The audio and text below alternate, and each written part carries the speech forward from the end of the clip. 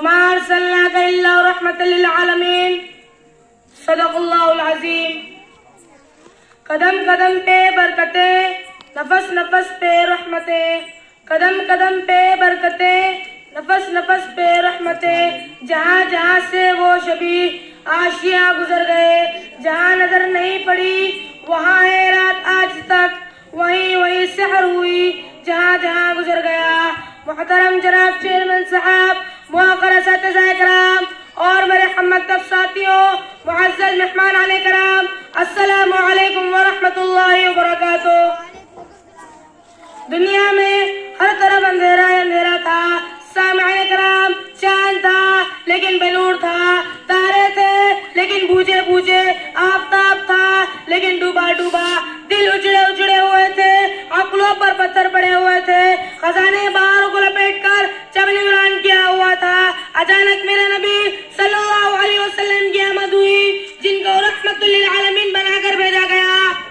وہ رحمت للعالمین جن کی انگلیوں سے صحراؤں میں چشمے پھوٹتے تھے، وہ رحمت للعالمین جن کی سواری سے بیمار اونٹنی صحت یاب ہو جاتی ہے، وہ رحمت للعالمین جن پر بادل اپنا سایہ کرتا ہے، وہ رحمت للعالمین جن کے دربار عالی شان میں جنات کے قافلے پیام حق و سنت تشریف لاتے ہیں۔ میں اس رحمت للعالمین کی شان کیا بیان کروں کہ جس سے زیادہ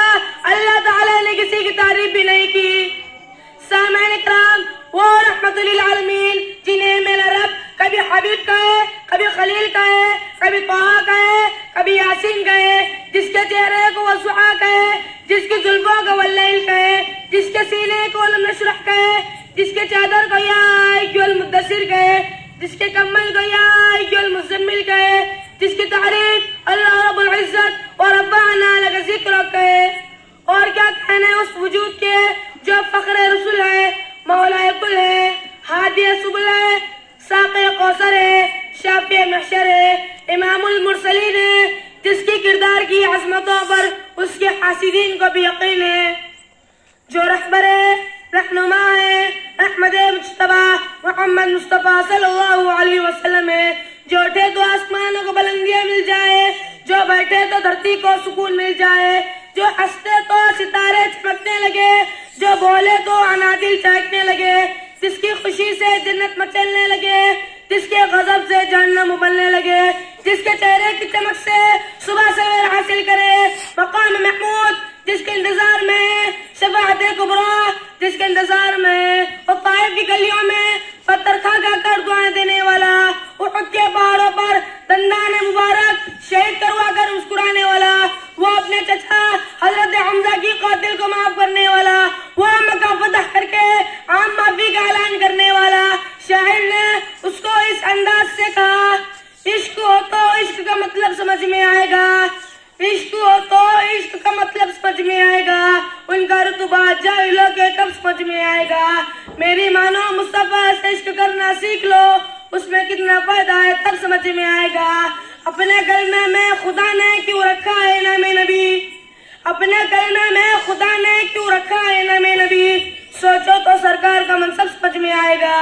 معزز سامعین کرام، آئیے اب میں آپ کو قرب تحجی کی زبانی میرے آقا نور مجسم فخر دو عالم سرور کائنات صلی اللہ علیہ وسلم کی سیرت سناؤں۔ الف نے کہا اللہ کا رسول آ رہا ہے، با نے کہا بانی اسلام آ رہا ہے، تا نے کہا تاجدار مدینہ آ رہا ہے، سا نے کہا ثروت والا آ رہا ہے، جیم نے کہا جلیل القدر آ رہا ہے، ہاں نے کہا حبیب خدا آ رہا ہے، خواہ نے کہا خاتم النبیین آ رہا ہے، دال نے کہا دو جہاں کا والی آ رہا ہے، رال نے کہا ذالک الکتاب والا آ رہا ہے، را نے کہا رحمت للعالمین آ رہا ہے، زا نے کہا زمانے کا امام آ رہا ہے، سین نے کہا ساقی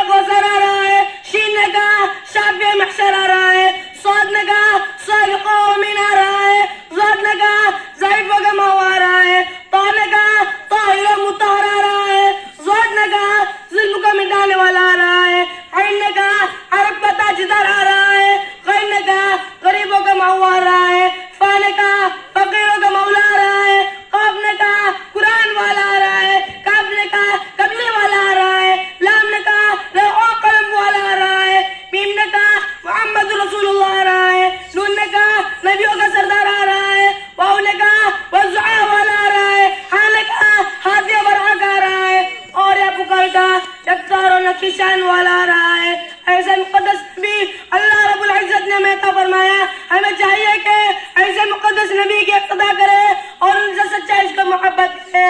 آخر میں اس شعر کے ساتھ اپنی تقریر ختم کرتا ہوں. ارباب نظر کو کوئی ایسا نہ ملے گا, ارباب نظر کو کوئی ایسا نہ ملے گا, بندے تو مل جائیں گے آقا نہ ملے گا. تاریخ اگر ڈھونڈے گی ثانی محمد, ثانی تو بڑی چیز ہے, سایہ نہ ملے گا. وما علینا الا البلاغ.